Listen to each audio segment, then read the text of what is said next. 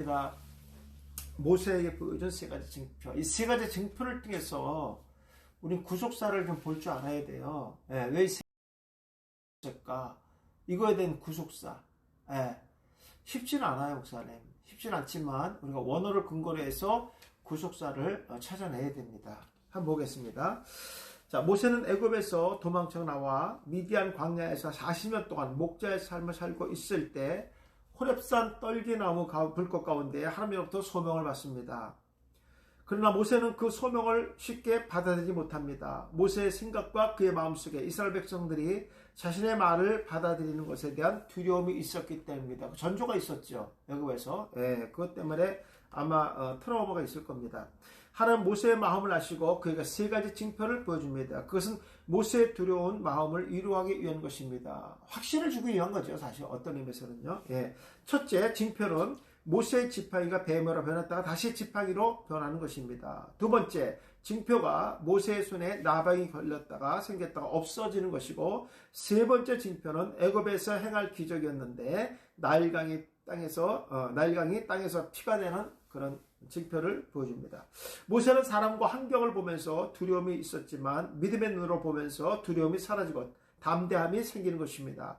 하나님 모세를 통하여 이스라엘 백성과 애굽의 사람들에게 온 우주를 창조하시고 지배하시는 분이 여호와 하나님이시라는 증거를 보여주실 것입니다. 10대 재앙을 통해서 이렇게 하셨잖아요. 그렇죠? 자, 하나님은 모세가 미디안 광야에서 가장 의지했던 말은 지팡이를 기적의 도구로 사용하십니다. 그 지팡이는 죽은 나무에 불과하지만 하나님께서 사용하시면 능력의 지팡이가 되는 것입니다. 우리도 하나님께서 부르시고 사역자로 사용하시면 능력의 사람이 되는 것입니다. 그러면 모세에게 보여주신 세 가지 징표에는 어떤 의미가 있는지 말씀을 통해서 은혜 받는 시간이 되겠 바랍니다. 사실 이제 여기서 구속사의 의미가 들어가야죠. 어떤 구속사적 의미가 있는지 말씀을 통해서 알아보겠습니다. 이렇게 하는 게 바람직하죠. 첫째, 지팡이가 뱀이 되고 뱀이 지팡이 되는 징표를 보여줍니다. 이것이 어떤 의미를 갖고 있는가? 구속사적 의미입니다. 항상 제가 강조하는 것은 1차적으로 이 말의 의미가 뭔가, 그리고 이 말의 구속사는 뭐고, 이 말씀의 적용은 어디까지 갈 것인가, 이것이 항상 3박자로 이루어져야 됩니다. 우리 설교를 만드실 때는요. 3절 4절 여호와께서 이르시되 그것을 땅에 던지라 하시매 곧 땅에 던지리 그것이 뱀이 된지라. 모세가 뱀 앞에서 피하매 여호와께서 모세에게 이르되 내 손을 내밀어 그 꼬리를 잡으라. 그가 손을 내밀어 그것을 잡으리 그의 손에서 지팡이가 된지라 그랬습니다. 이걸 표적을 보여주면서 모세가 보여준 이 징표를 알았다는 얘기죠. 자, 그거에 대한 근거를 제가 좀 제시합니다. 자, 모세는 여호와의 말씀에 순종하여 지팡이를 땅에 던질 때 뱀이 되었고, 그리고 그 꼬리 잡을 때 그의 손에서 지팡이가 되었습니다. 꼬리를 잡는 것도 이유가 있겠죠. 자, 던지니 샬라크입니다. 근데 샬라크가 의외로 많이 나오죠. 이런 것들은 항상, 윤정수 목사님. 오늘 윤정수 목사님 제가 기대하고 이거, 설교 갖고 왔어요. 부활주일 설교. 제가 이거 1년 기다린 거예요. 부활주일날 설교 마치려고. 1년 만에 지금 강의하는 겁니다. 그래서 이런 것들은 이제 구속사를 보는 것이 가장 중요한 겁니다. 근데 구속사를 갖다가 근거로 찾아야지만이 확실한 하나님의 의도가 나온다. 이거 사실 쉽지 않아요, 목사님. 그래서 근거가 확실하면은 구속사가 확실하게 드러난다는 것만 기억하시면 되겠습니다. 자, 요거는 이제 되게 이제 던진다도 있고, 쫓겨난다 이런 뜻도 있고 여러 가지 의미가 있습니다. 목사님들이 이제 이 말의 의미를 알려면은 바빌렉스에 들어가셔서 샬라크 말이 어떤 의미를 갖고 있는가 그걸 보시면 되겠죠. 자, 샬라크는 모세는 미디안 광야에서 40년 동안 의지했던 것이 지팡이였습니다. 그런데 하나님께서 그 지팡이를 땅에 즉시 던지라고 말씀합니다. 모세는 하나님 말씀에 손에 쥔 지팡이를 땅에 즉시 던집니다. 샬라크는 물건을 던지는 행위로부터 사람이나 사물을 단념한다는 의미를 갖고 있습니다. 재밌어요, 목사님. 그러니까 우리가 구속사를 봤을 때 어제가 40년 동안 지팡이는 여행할 때 의지한다는 의미의 지팡이가 있다 그랬잖아요. 그렇죠? 40년 동안 지팡이에 의지했던 그 지팡이를 서로 던지라는 거예요. 쉽지 않습니다. 구속사적인 의미가 들어있죠.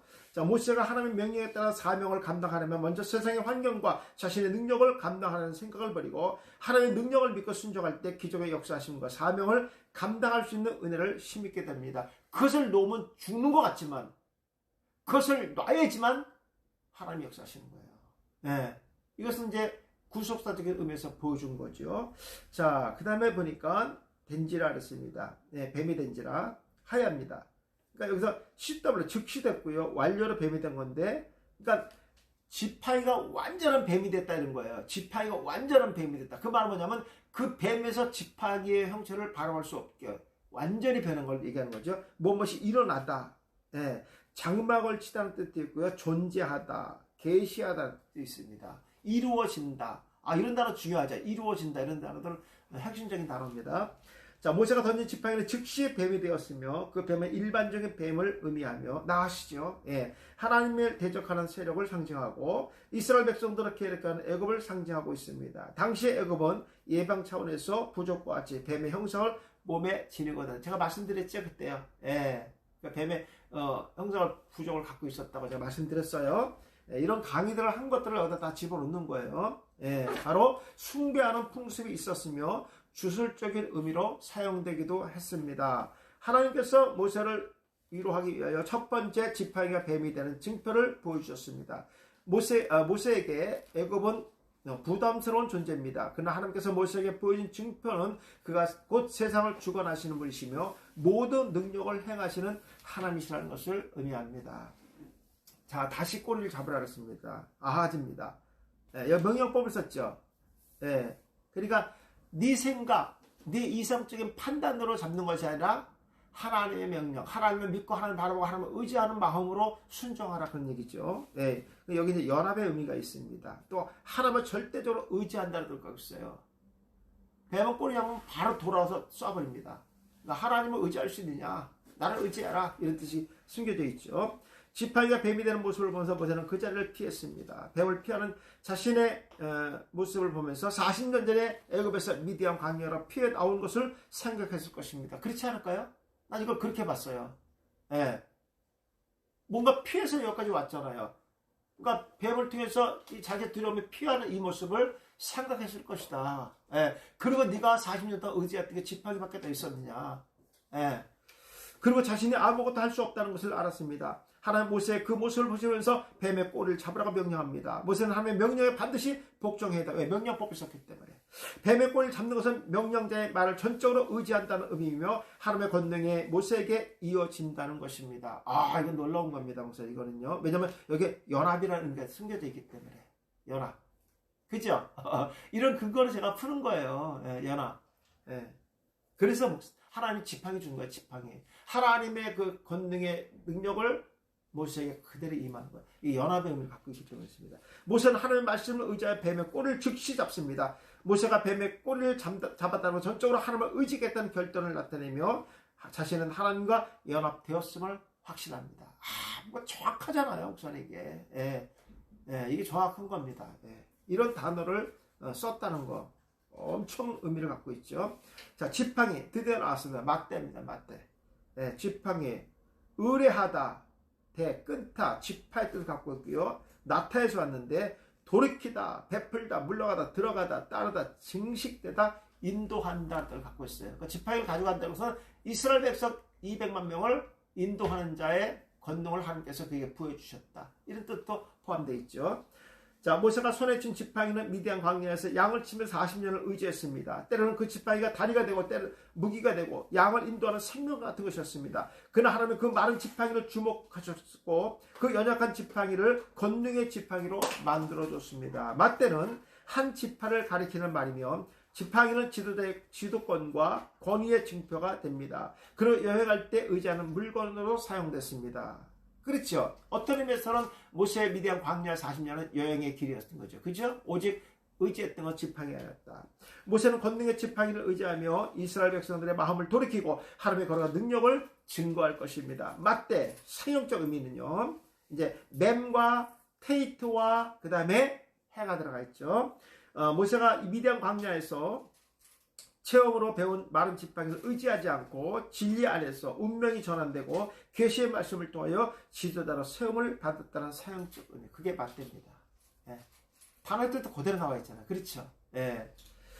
자, 두 번째 증표를 보여주면서 구속사적 의미를 확신을 주지요. 손에 나병이 생기는 것과 회복되는 증표입니다. 물론 이거 다 주술가들이 다 할 수 있는 것들이죠. 출애굽기 4장 5절 7절 이는 그들에게 그들의 조상 하나님 곧 아브라함의 하나님 이삭의 하나님 야곱의 하나님 여호와가 내게 나타난 줄을 믿게 하려 함이라 하시고 여호와가 또 그에게 이르시되 내 손을 품에 넣으라 하시매 그가 손을 품에 넣었다가 내어보니 그의 손에 나병이 새어 눈같이 된지라 이르시되 내 손을 다시 품에 넣으라 하시매 그가 다시 품에 넣었다가 내어보니 그의 손이 본래 살로 돌아왔다. 이런 것이 이제 구속사적인 의미가 너무 강렬한 거예요. 이런 것들은요 정말 강렬한 겁니다. 네. 자, 하나님은 모세에게 명하여 그의 손을 품에 넣으라고 하시며 넣었더니 손에 나병이 생기게 됩니다. 그리고 다시 그 손을 품에 넣으라고 하시면서 그의 손이 본래 살로 돌아옵니다. 요거는 이제 설교하실 때 본문을 다시 읽지 말고 한번 읽으셨으니까 요 내용만 요약하면 되겠습니다. 예를 들어서 출애굽기 4장 5절 7절의 말씀을 하면서 요 얘기를 하면 되겠죠. 아까 본문을 읽었으니까 설교하기 전에 다시 또 읽을 필요 없죠. 자, 나타난 그랬습니다. 우선 여기서부터는 다 뭐가 중요하냐면 문법이 중요합니다. 목사님. 여기서는요. 지금 두 번째 손에서 나병이 생기고 회복되는 징표 이것은 문법이 중요하고 그 문법 안에 들어있는 구속사적인 의미가 아주 중요합니다. 여기 문법이 너무 강렬하게 나와 있어요. 전부 다. 생각하면서 보겠습니다. 자, 나타나는 게 니팔이에요. 완전 니팔은 나타났거든요. 수동의 의미잖아요. 그렇죠. 자, 하나님은 모세에게 권위를 나타내시면서 하나님의 아브라함의 하나님, 이삭의 하나님, 야곱의 하나님이 그와 함께 하시고 모세를 민족의 지도자로 준비해서 세우심을 격려하고 있습니다. 아울러 이스라엘 백성들은 하나님의 택한 백성이요 하나님의 마음에 품으시고 약속의 땅에 참여하도록 역사하시고 또 그들을 끝까지 감찰하시는 하나님이심을 믿게 하시기 위함입니다. 모세가 애굽에 보냄을 받은 것은 과거 아브라함과 맺은 햇불 언약대로 이스라엘 백성들을 구원하시고 적과 꿀이 흐르는 약속의 땅의 성취를 이루기 위한 것입니다. 그리고 이 같은 증거로 신앙전설을 통하여 반복적으로 약속된 언약을 지키는 하나님의 신실하심을 강조하고 있습니다. 자, 넣으라 그랬습니다. 이거 10필이에요. 명령법. 이건 하나님의 명령에 의해서 이미 하나님 모든 것을 함께 하시고 연합된 자들을 책임져 주시겠다 이런 의미가 포함되어 있습니다. 10필 동사가 왜냐하면 여기가 동침하다 뜻이 있고요 통과하다, 수리하다, 언약하다 그랬잖아요. 그렇죠. 여기서부터 이제 하나님이 말씀하시는 단어들의 의미들이 달라지고요 문법들이 강력하게 10필 동사로만 이루어지고요 이렇게 쭉 나옵니다. 니팔과 10필 전적인 하나님의 주권적 뭐랄까요? 간섭이랄까요? 모세 미디안 광야에서는 하나님께서 어떤 의미에서는요, 방치했습니다. 어떤 의미에서 연단의 기간이죠. 그러고 나서 호렙산 떨기나무 가운데, 불꽃 가운데 부르시면서 그때부터 하나님께서 이제 간섭을 시작합니다. 그다음에 문법들이 이제 달라지죠. 하나님께서 모세의 손을 품에 넣으라고 명령합니다. 그 품은 가슴의 중앙을 의미하며 마치 암탉의 병아리를 품에 보호한다는 의미로서 이스라엘 백성들 고센 땅에서 머물게 하시며 그들을 보호하시며 긍휼을 베풀어 주시겠다는 구속사적인 의미가 포함되어 있죠. 자, 야곱의 70명의 가족이 머물러 가나안 땅에 가뭄에 피하여 애굽 땅으로 내려온 야곱의 가정은 고센 땅에서 인큐베이터 같이 마치 암탉의 병아리의 품과 같이 인큐베이터 같이 어디에서 고센 땅에서 이스라엘 백성들만 10대의 재앙이 지나가도록 해주셨다. 저는 이걸 인큐베이터라고 얘기했습니다. 인큐베이터. 그러나 그들은 오랜 시간 동안 하나님을 멀리하고 애굽의 신을 섬기며 부족한 삶을 살았지만 하나님은 모세를 통하여 백성을 정결하게 수리하시고 광야를 통과하여 약속의 땅으로 옮겨주실 것을 예표하고 있습니다. 이걸 왜 보여줬냐고 놓다 빼는 걸 왜 했냔 말이에요. 그래서 이스라엘 백성의 정체성을 얘기하는 거예요. 너를 통하여 이 지팡이와 이미 권능의 지팡이로 세우셔서 그들을 인도해내겠다. 여기 보면 통과하다, 옮겨가다, 수리되었다. 그들이 언약 백성이다. 그러니까 모세가 누구 데리러 갑니까? 언약에서 할례 백성 데리러 가는 거예요. 제가 전에도 말했지만 그래서 중간에 게르솜을 뭐합니까? 할례로 시키잖아요. 확실한 정체성을 이제 보여주는 겁니다. 하나님께서요. 자, 나병이 생겼다는 소리. 차라입니다. 차라. 왜 허금하는 기적 나병을 보여줬을까요? 그것도 문법을 보세요. 강조 뭡니까? 수동이잖아요. 목사님, 처음부터 나병은 하얀색이 나올 수 없어요. 하얀색이 나왔다는 것은 오래된 병을 얘기하는 거예요. 거의 뭐 그냥 죽음의 턱에 왔을 때 상태를 나병, 하얀색으로 변하는 거예요. 예. 하얀 곰팡이죠, 곰팡이. 여기까지 오면 이제 죽음이 임박한 거예요, 목사님.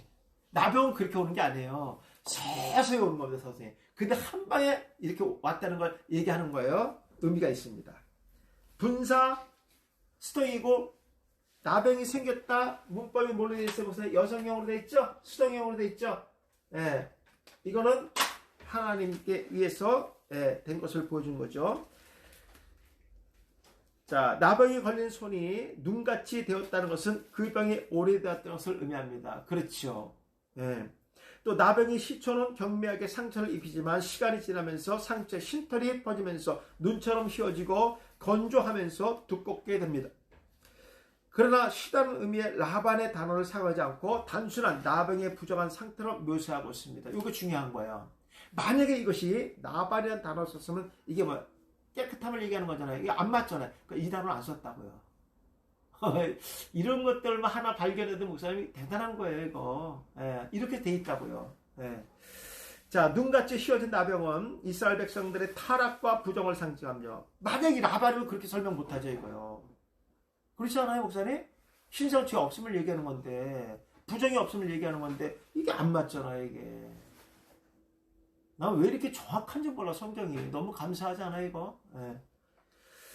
다시 할게요. 눈같이 휘어진 나병은 이스라엘 백성의 타락과 부정을 상징하며, 나병이 걸린 모세의 손은 타락한 인간을 구원하기 위하여 이 땅에 오셔서 채찍과 침뱉음과 고통과 수치를 당하시면서 버림당하신 예수 그리스도를 상징합니다.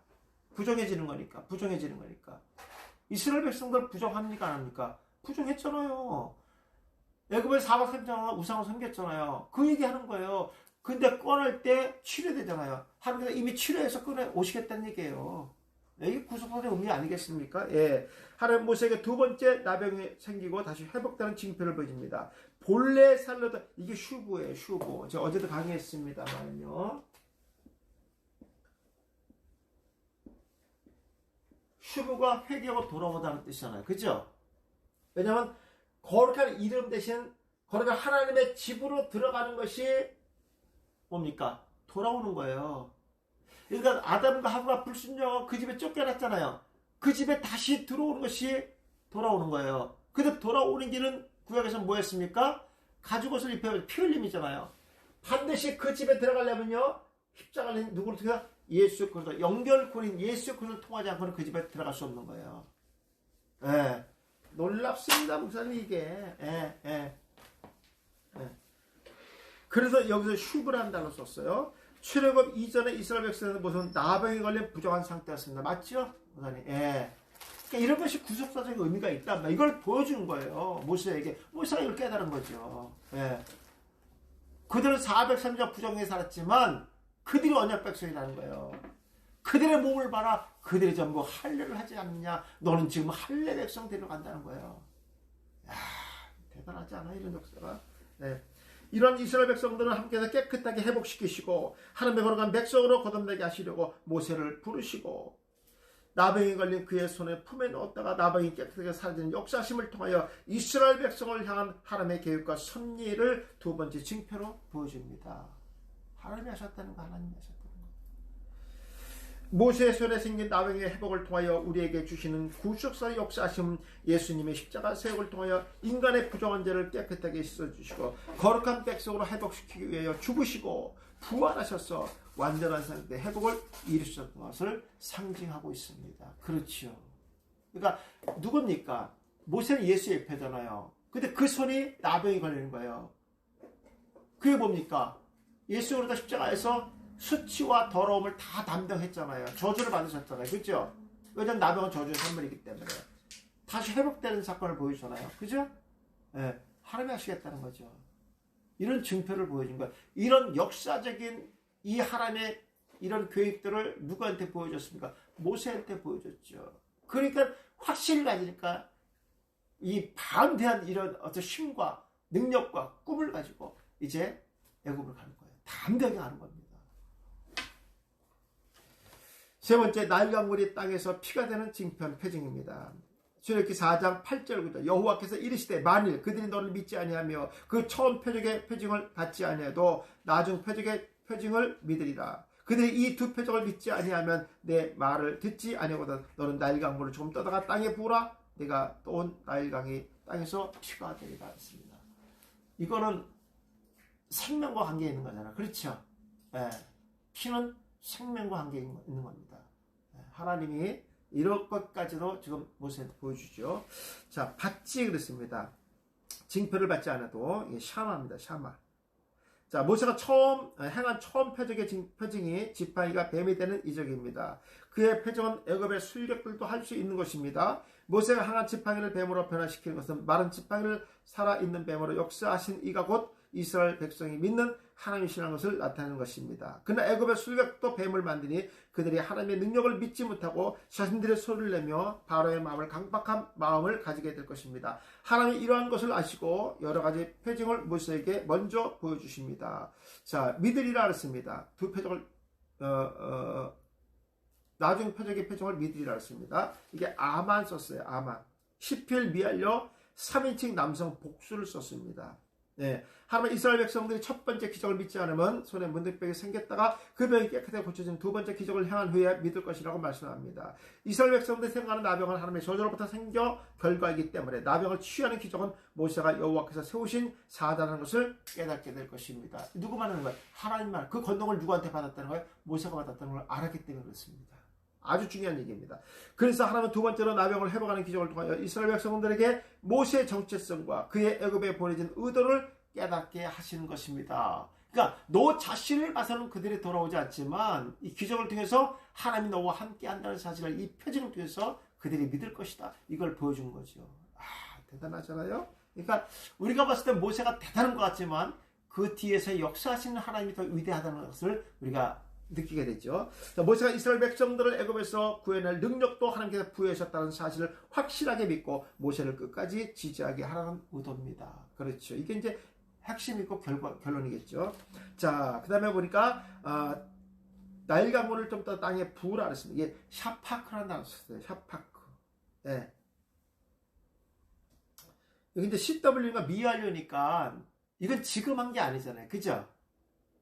다른 건 다 지금 보여줬는데 이것만 지금이 아니에요. 그래서 미완료가 된 거예요. 그냥 앞으로 그렇게 하라는 뜻이에요. 이해 가시겠죠? 그러니까 두 가지 사건은 지금 보여줬지만 지금 나일강이 피로 변하는 것, 땅이 피로 변하는 것은 이건 아니잖아요. 그래서 이게 미완료가 된 거예요. 앞으로 그렇게 될 것이다. 미완료. 예.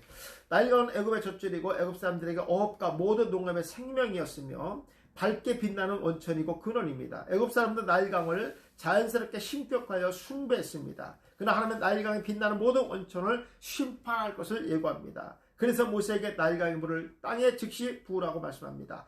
나일강의 물이 땅에 흘리는 것은 그 강의 신을 판단하시는 하나님의 경고이며 나일강을 피로 변하게 한 재앙은 신들의 아버지 하피 신을 내리친 것입니다. 누가 참 신인지 애굽 사람들에게 백성들에게 알려주는 것이 피 재앙이었습니다. 하나님이 내리는 재앙은 영원히 낭망하여 화를 입고 피를 흘리며 죽게 된다는 것입니다. 하나님 모세에게 세 번째 징표를 보여주면서 그에게 확실한 믿음을 보여주십니다. 자, 피가 된다 해서 담입니다. 어근에 보시면요. 담함에서 왔는데 침묵을 지키다, 고요하다, 멸하다, 끊어지다, 삭제되다 했어요. 6월절 그 밤에 문인방에 피를 바를 때 그 밤에는 침묵이 흘렀습니다. 그렇죠. 아침에는 곡소리가 흘러나왔지만 예. 그 단어가 멸하다, 끊어지다, 삭제되다 이런 거 갖고 있습니다. 물론 같은 단어입니다. 이거는요. 자, 피는 사람의 몸 안에 있어 생명이지만 밖으로 나오면 죽음을 의미합니다.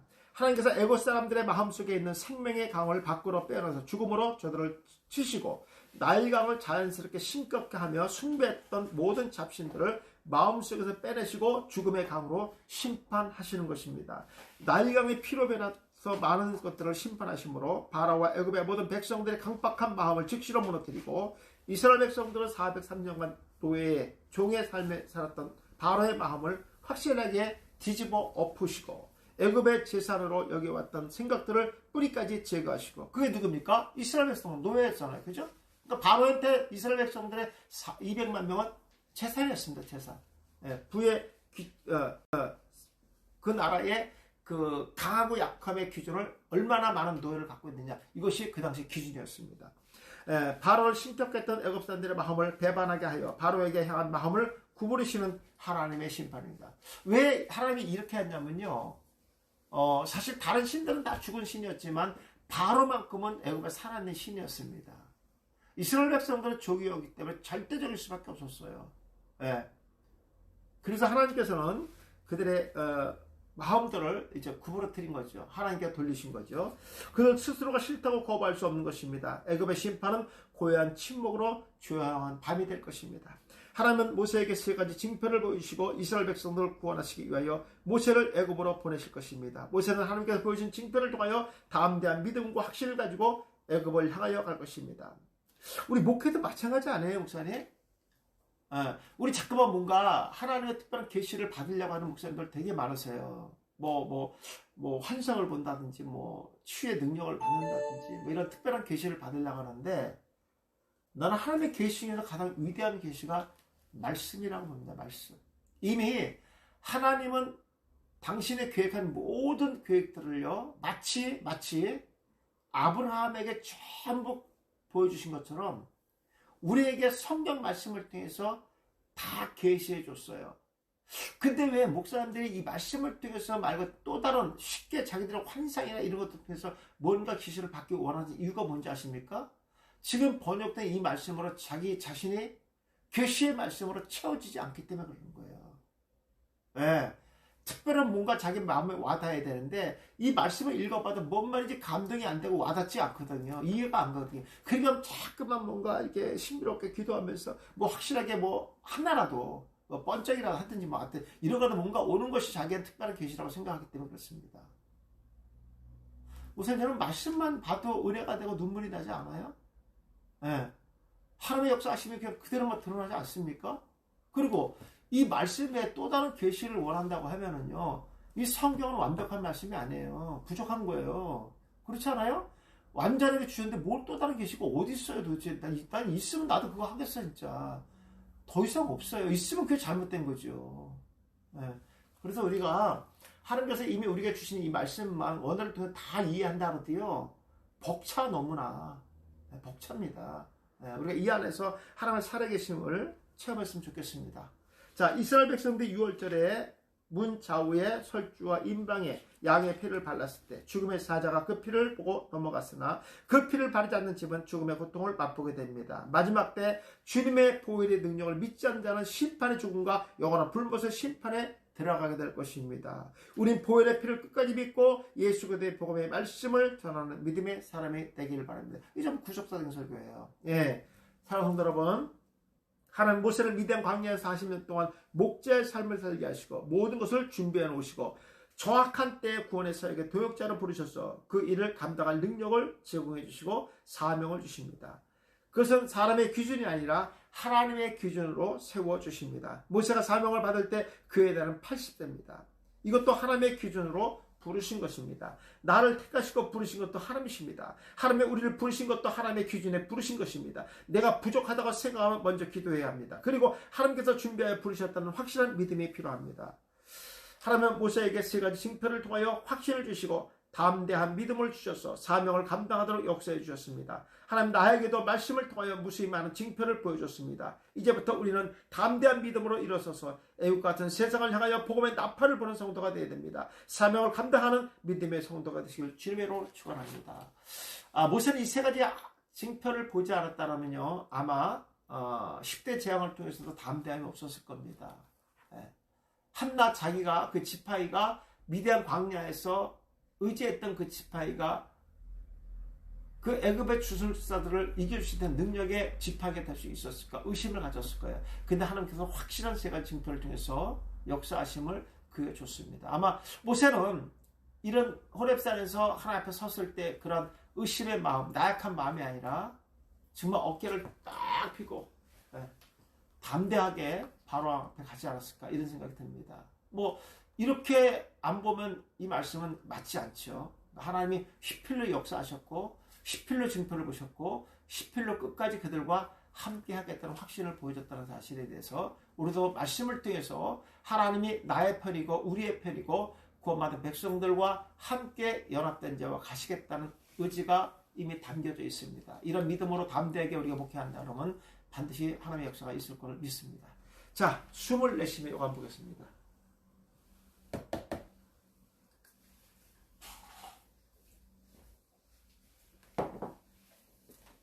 요한복음 20장 21절 23절입니다.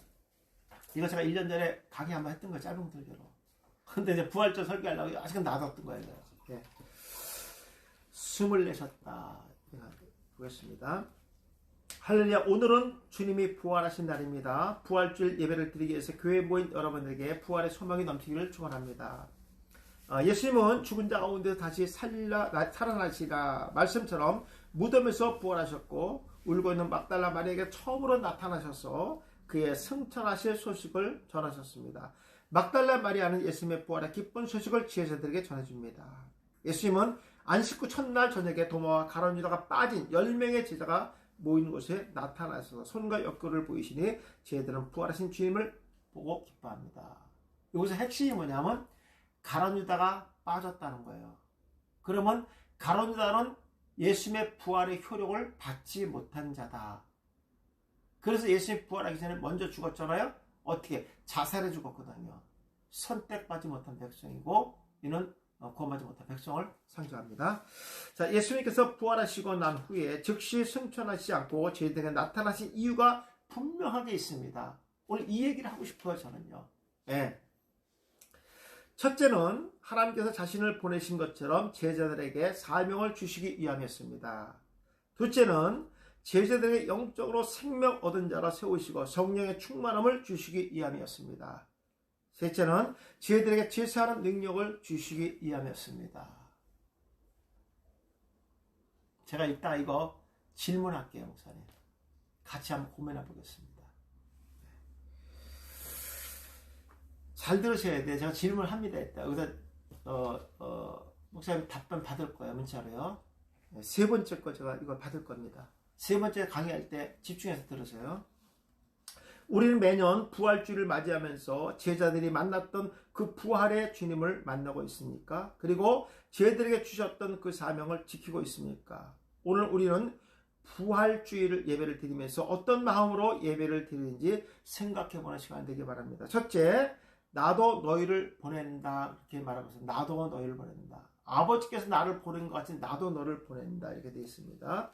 자, 예수님께서 또 이르시되 너에게 평강이 있을지어다. 아버지께서 나를 보내신 것 같이 나도 너를 보낸다. 예. 그러면 목사님, 저번에도 말씀드렸지만 하나님이 예수님을 보낸 것과 예수님의 제자를 보내는 것이 단어가 같을까요? 틀릴까요? 뒤에 한번 보세요. 다르죠? 다르죠? 예. 여기서 또 의도가 있겠죠? 예, 그거 보겠습니다. 자, 이르시되 에포입니다. 에포. 직설법. 실제로 말씀하신 거예요. 실제로. 예. 이거 왜 직설법이 중요한지 아세요?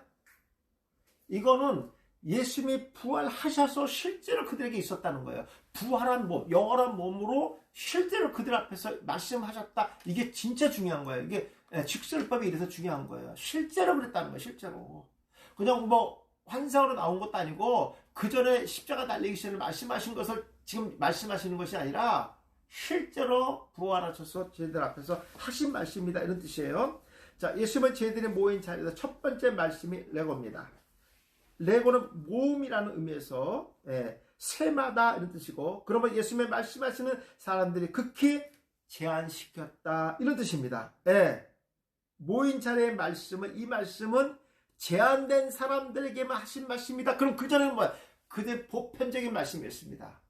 그러나 지금 부활한 다음에는 이미 선택받은 백성들, 부활의 효력을 입는 자들, 생명책에 기록된 자들에게만 주시는 말씀입니다. 이런 뜻입니다. 와, 대단하지 않아요, 목사님 이거? 대단하지 않습니까?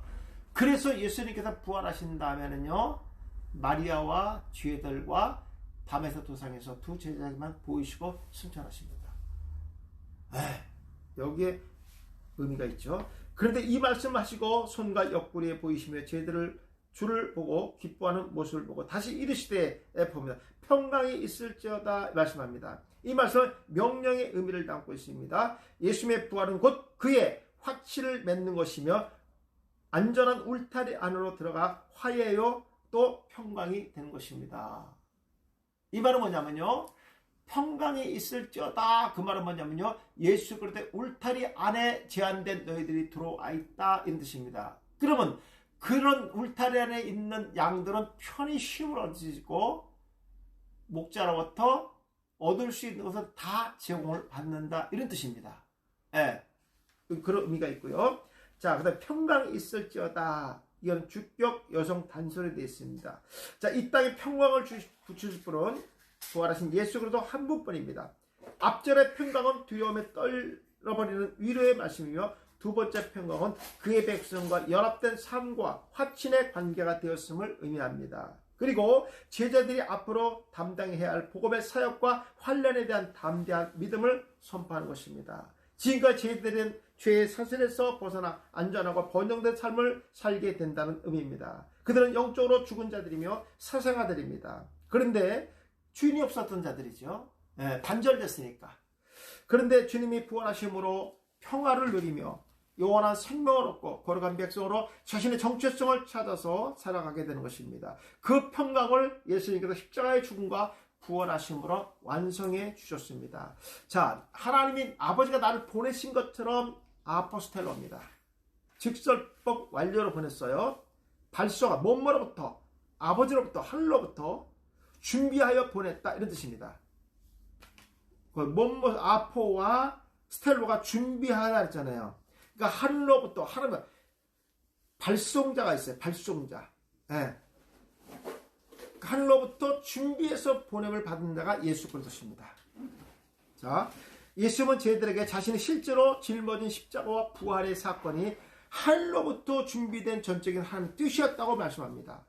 그래서 예수님께서 보냄을 받았다는 거예요. 예수님께서 자신이 하나님으로부터 사명을 받았음을 깊이 인식하고 십자가에서 수치를 당하시고 부활하심으로 그 사명을 완성하였다고 전합니다.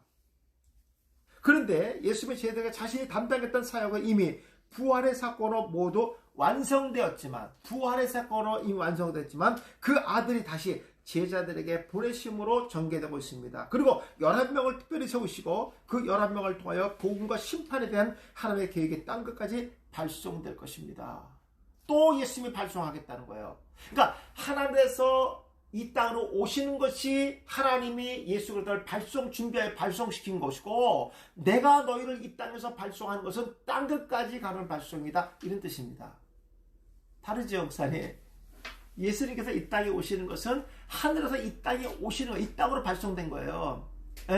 그래서 십자가 죽는 것까지, 부활하는 것까지 예수님의 사역이 끝나는 겁니다. 근데 예수님은 또 이 땅으로부터 다시 시작해서 땅 끝까지의 발송을 너희에게 보낸다. 아버지가 나를 이렇게 보는 것처럼 나는 너희를 땅 끝까지 보내겠다, 이런 뜻이에요.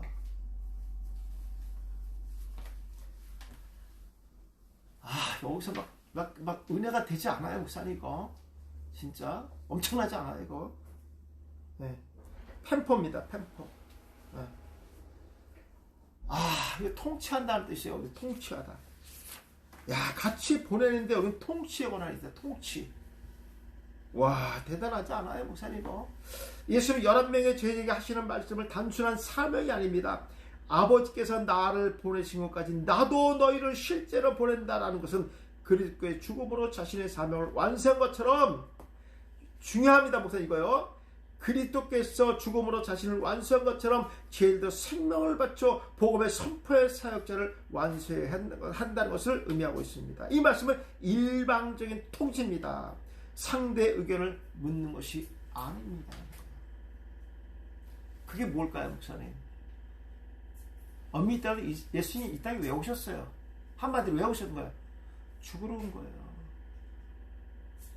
죽으러 온 거예요.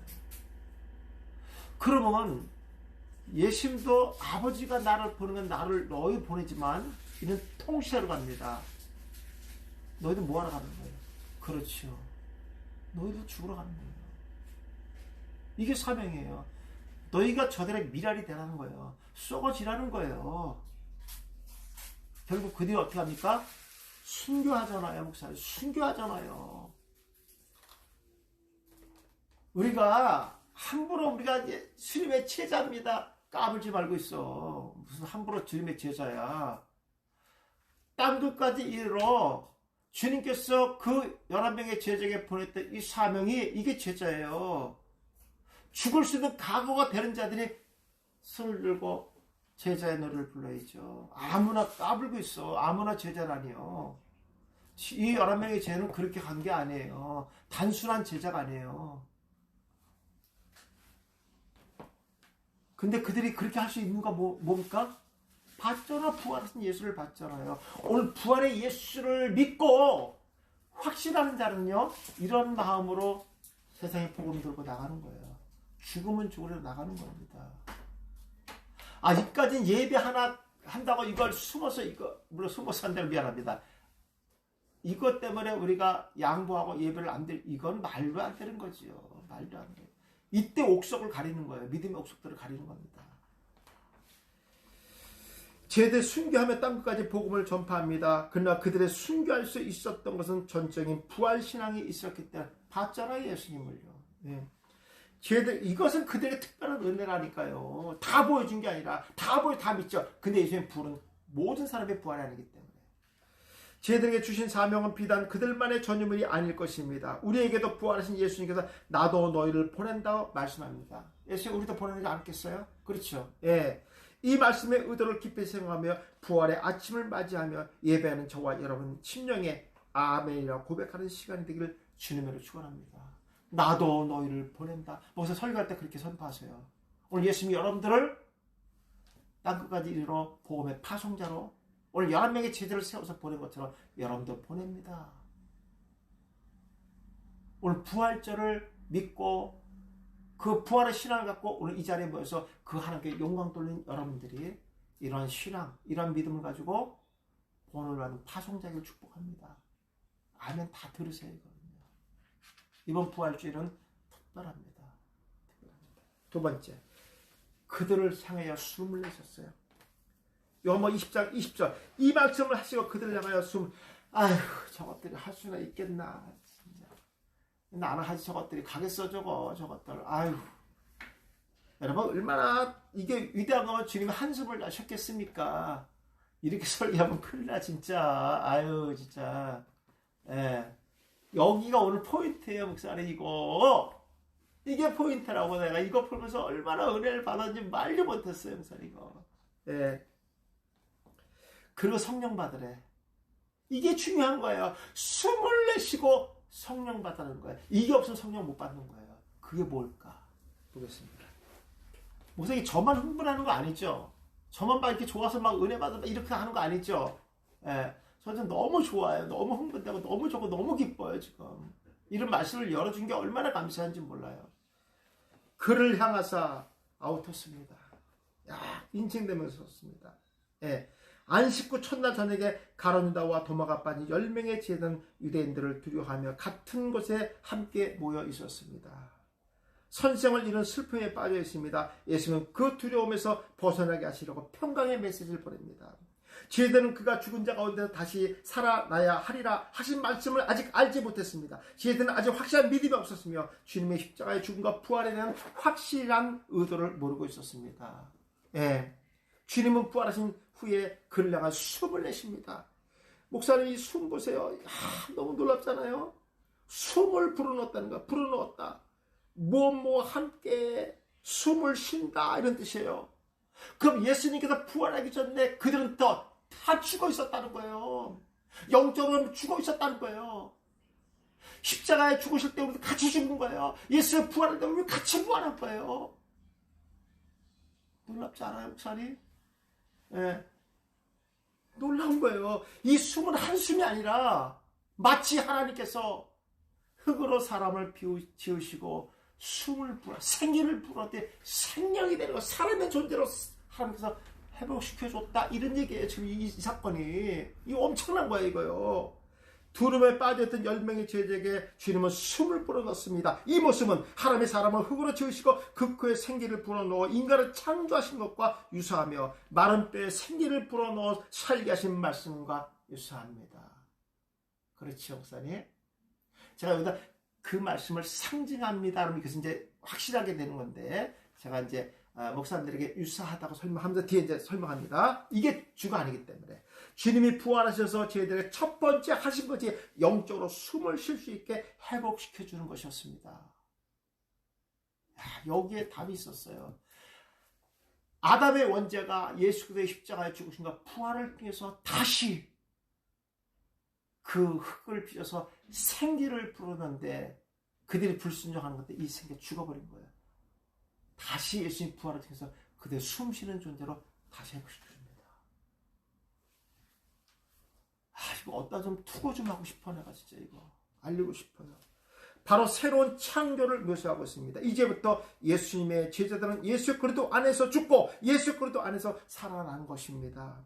주님의 부활은 죽었던 영혼들의 생명을 살리는 사역입니다. 이것이 곧 하나님 뜻입니다. 그러면 나도 너희를 보낸다. 하나님 나를 보내서 너희를 살린 것처럼 나도 너희를 보낸다. 너희들이 가는 사명의 몸이가 통치자와 같이 생명을 살리는 사역이라는 거예요. 이 말씀을 지금 예수님이 그들에게 하면서 성령을 받으라는 거예요. 성령. 그 성령이 뭘까요? 네, 신에게 바쳐졌다는 거예요. 신에게 바쳐졌다. 주님은 제자들을 향하여 성령을 받으라고 말씀하면서 이제부터 거룩한 자로 거듭난 삶을 살아간다는 것입니다. 예수님도 하나님의 보내심을 받은 자로 사역을 감당하시고 십자가의 제물이 되셨고 부활하심으로 완성하셨습니다. 11명의 제자는 예수님의 보냄을 받은 자로서 그 사명을 감당하기 위해서 먼저 성령 받음으로 두려움이 사라지고 영적인 능력으로 사명을 감당한다는 의미입니다. 예수님이 십자가에서 죽으시고 부활하신 사역은 그의 백성을 거룩하게 하시고 새 생명을 주시기 위한 것입니다. 이미 십자가에서 죽으심으로 주님의 거룩한 의가 우리에게 전가되고 우리에게는 예수 그리스도께서 담당해 주셨습니다. 얼마나 감사합니까? 예. 자, 받으라 람바노입니다. 많이 들으셨죠? 영접가 한 거더라. 그렇죠? 예. 이제 예수 그리스도 하나님과 우리의 연결고리를 영접할 수 있는 뭐가 됐다는 자격을 받았다는 거예요, 목사님고. 그 자격을 누가 부여해 줍니까? 예수님께서 십자가에서 부여해 줬다는 거예요. 그런 부활하심으로 말미암아 그 자격을 가지고 이제 우리에게 영적인 호흡할 수 있는 하나님과 관계를 이미 연결한 그 영접을 받은 자격이 되었다는 거예요. 그래서 받아라 얘기합니다. 그럼 우리 뭐라 그래? 아멘 그래 해야죠. 아멘 그래 해야죠. 주님은 제자들을 향하여 성령을 받으라고 명령합니다. 이것은 받아도 되고 안 받아도 되는 것이 아닙니다. 왜? 단지 명령법을 썼기 때문에. 예. 무조건 받아야 됩니다. 우린 거부할 이유가 하나도 없습니다. 오직 은혜로 받기로 작정된 것입니다. 성령의 강림은 오순절 때 110명의 사도가 기다림으로 성령이 그들에게 임하였고 그들의 입을 열리고 부활에 대한 확신이 저들을 폭발적으로 살아 움직이게 하시고 사명을 감당하도록 든든하게 세워줍니다. 성령의 역사하심 지금도 진행형이며 주님이 다시 오실 때까지 진행형입니다. 성령의 역사하심 영적으로 숨쉬는 자들은 생명을 얻은 자들이며 예수 그리스도 안에 있는 자들입니다. 그러니까 오늘 부활절 예배를 드는 여러분 이미 예수 그리스도 안에서 살아서 영적으로 살아서 그 사명을 갖고 있는 자들입니다. 가만히만 있으면 안 되죠. 세 번째, 이게 이제 중요한 거예요, 목사님. 잘 들으셔야 돼요, 이거요. 제가 질문할 겁니다. 제자들은 제사하는 능력을 받습니다. 23절. 이제 그런 다음에 너희가 누구든지 제사하면 사해질 것이요. 누구든지 죄든지 그대로 있으라 하면 하리라 했습니다. 그대로 있는 거잖아요. 자, 넘겨보세요. 누구라 그랬어요, 목사님? 여기는요, 속격입니다. 어떤 사람, 이미 이거 많은 구원서를 얘기하는 게 아니라요. 이미 부활의 효력을 받는 사람, 그 어떤 사람을 얘기하는 거예요. 속격, 소유격이잖아요. 그죠? 이미 그들을 통해서 죄사함이 이루어진다 이런 뜻입니다. 자, 키스는 부정대명사이며 이것은 많은 것 중에 다른 하나를 의미하는 거예요. 그러니까 세상에 많은 사람이 있지만 다른 하나는 뭐냐면 그 다른 것은 이미 구별된 거. 그리고 부활의 효력을 받는 다른 하나 이 뜻입니다. 오로가 정확하게 되어 있어요.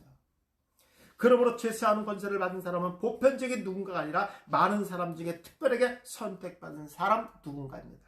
예수님이 선택한 사람은 부활하신 예수 그리스도 안에서 속하여 십자가의 구속하심과 부활의 효력을 입은 사람입니다. 이 사람은 만세전에 생명책에 기록되고 예정된 하나님의 자녀입니다. 예수님은 그들의 권세를 부여줍니다. 우리도 많은 사람들 중에 특별히 선택되고 하나님의 사도로 부름받아서 부활하신 예수 그리스도 안에서 새 생명을 얻고 부활의 증언으로 예수의 이름으로 제사하는 권세를 받은 줄 믿으시길 바랍니다. 자, 사하면 그랬습니다. RPM입니다. 가정법이에요. 야, 재밌어요, 목사님. 이거요. 가정법 아까 배웠죠? 그러면 내가 산다고 다 사해지느냐? 아닐 수도 있다 이거예요. 내가 복음을 다 전파한다고 그들이 다 복을 받고 생명을 살아나는 것이 아니라는 거예요. 제가 그 다음 얘기는 안 하겠습니다. 질문해야 되기 때문에 이따가요. 네. 내가 사해지면 사해진다, 이게 가정법이란 말이에요. 그럼 내가 말씀을 선포한다고 다 사함을 받는 게 아니라는 거예요. 가정법이니까. 그런 사람도 있고 아닌 사람도 있다, 이런 얘기예요. 여기까지만 할게요. 제가 일단 이거는 고민 같이 해야 되니까요. 자, 사하면 뭐였습니다.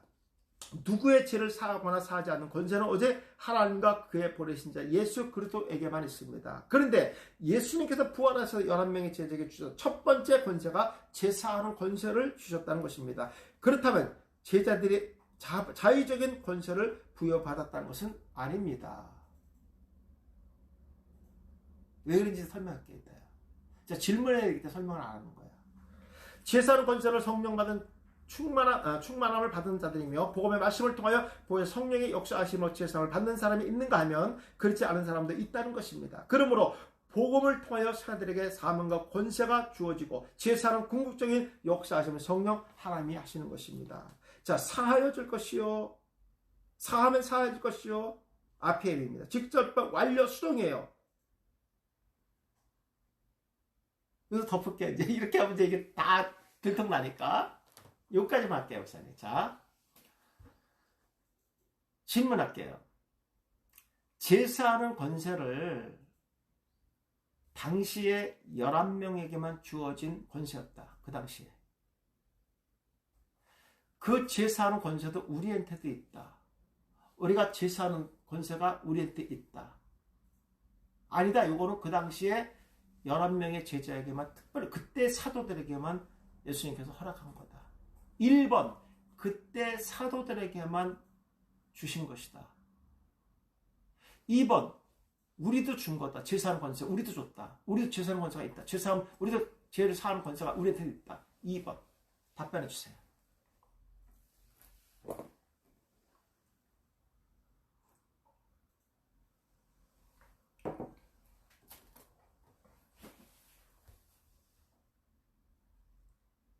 이렇다니까요. 됐어요. 서울은 다 2번이잖아요. 지방은 다 1번이야. 내가 이런 게 걱정되는 거예요. 서울하고 지방하고 차이가 이렇게 많은 거예요. 지방에서 미안합니다. 이건 어쩔 수 없어요. 말할 수밖에 없어요. 합동충 목사님이신데 신학교 때 그렇게 배웠다는 거예요. 그건 총신대 출신인데 교수가. 이건 그때 당시에 사도들에게만 준 권세라는 거예요. 그래서 이 말씀 때문에 나온 게 뭐냐면요. 카톨릭의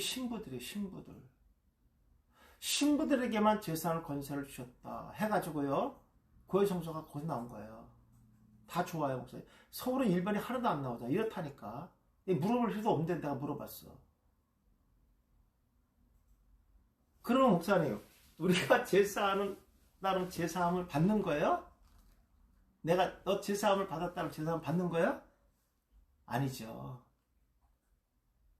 우리는 제사하는 권세, 말씀을 선포하는 권세를 받았습니다. 그렇죠? 이것을 최종적으로 역사하시는 분 누구세요? 그렇죠. 보혜사 성령 하나님. 그래서 수동태로 되어 있는 거예요. 수동태. 말은 내가 선포하지만 그 제사하는 권세는 보혜사 성령 하나님이 하시는 겁니다. 이거는 그 당시에 11명의 제자 사도들에게 준 것이 아니라 제가 그랬잖아요. 10일은 통치 완전 구원 백성을 상징한다고 얘기했잖아요. 네. 그래서 제가 여기다 다 그렇게 푸는 거예요. 여기다가. 네. 사하열, 직선법, 완료, 수동태, 3인칭 복수에 돼 있다. 수동태잖아, 수동태. 제사하는 말씀을 선포하는 건 내가 하지만 제사하는 권세는 보혜사 성령 하나님이 하시는 거라고요. 그러니까 이게 잘못되니까 지금 신부가 미안합니다. 꼴값을 떨고 앉아있잖아요. 자기한테 자기가 제사하면 맞다면 제 끝나는 거라는 거예요. 왜? 하나님께 사도들에게 이 직을 줬기 때문에 신부들, 가톨릭 신부, 예. 내가 다시 물어봤어요. 그 목사님한테. 자기 학생은 다 그렇게 배웠다. 자기 교회 그렇게 설교했다는 거야. 나도 감사하다고 전화 또 왔어. 뭐 다 전화도 해봤지요. 나도 너무너무 교수님 감사하다고. 아, 정확하게 돼 있잖아. 문법에 정확하게 돼 있잖아. 목사님. 가정법으로 돼 있잖아. 가정법. 그렇죠? 내가 복음을 선포하지만 사는 권세가 효력을 받는 사람이가 안 받는 사람이 있어요. 가정법이니까. 그걸 누가 하시는 거야? 그건 성령 하나님 하시는 거예요. 내가 하는 게 아니라. 나는 그 복음을 듣고 나를 통해서 하나님이 역사하신다는 거예요. 그건 누가? 그 사명은 예수님께서 공부한 백성들을 사명자로, 통치 사명을 우리한테 보여서 땅끝까지 보내셨잖아요. 네.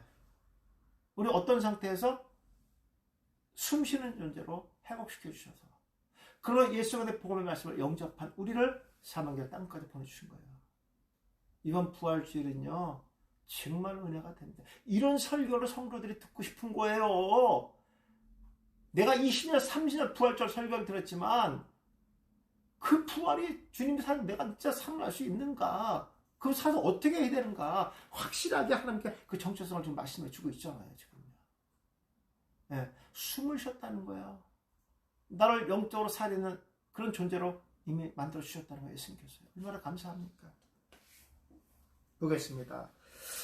제사함의 권세를 받고 선포하는 사람들에게 실제로 사해지는 역사가 나타날 줄 믿습니다. 제자는 부활하신 예수님으로부터 제사하는 권세를 받았습니다. 근데 그 권세를 가지고 있다는 것은 곧 엄청난 책임이 따른다는 것입니다. 만약 사도들의 복음의 증거를 사명을 소홀히 하거나 잘못된 말씀을 선포한다면 그 책임이 모두 사도에게 있습니다. 그렇지 않습니까? 사도들의 권세가 고귀하지만 책임도 따른다는 것을 명심해야 됩니다.